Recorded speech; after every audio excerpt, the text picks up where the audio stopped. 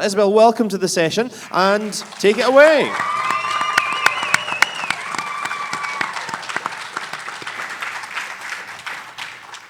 So, metamaterials. Amazing things, aren't they? Oh, sorry, I'm getting ahead of myself. Let me restart. Have you ever wanted a superpower? For example, raise your hand if you've ever wanted to become invisible. I know I have. Well, unfortunately, you can't. Not on your own, at least. Now, in the future, metamaterials might be something that could help you achieve this dream. Metamaterials are man-made materials that are designed and manufactured to have properties that don't occur naturally. These materials can manipulate waves. Not ocean waves, obviously. Electromagnetic and longitudinal compression waves, which include light waves, sound waves, and microwaves. Sadly, not the kind you can heat up a Tesco's curry in. Metamaterials are made up of multiple chemical elements arranged in repeating patterns. For example, think of a honeycomb. These patterns are often arranged smaller than the wavelength they affect. This means they act like a sieve, not letting that specific wavelength they're designed to affect to pass through. The exploration of metamaterials began somewhere around the end of the 19th century. Some of the earliest structures that may be considered metamaterials were studied by Hawkridge Chandra Bose, an Indian physicist and physiologist in 1898. He researched chemical structures with chiral properties.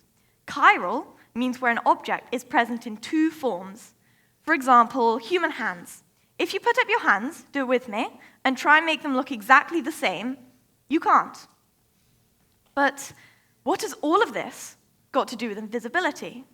Well, certain metamaterials can manipulate light waves, causing the object behind to appear invisible. Pretty cool, right? That's not all.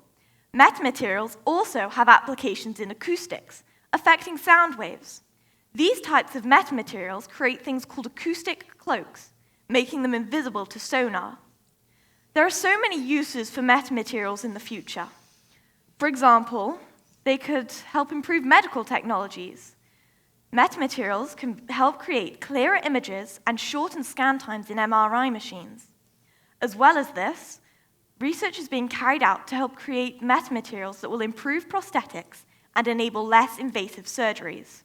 Apart from the medical uses, think of all the other super possibilities metamaterials could have. They could have applications in the military, cloaking submarines or hiding tanks from surveillance systems. However, how far these possibilities can be developed is up to the scientists who study them now and in the future. Look around the room. Could you be those scientists? Maybe. Thank you for listening to my talk. Wonderful, wonderful, wonderful. Thank you so much, Isobel.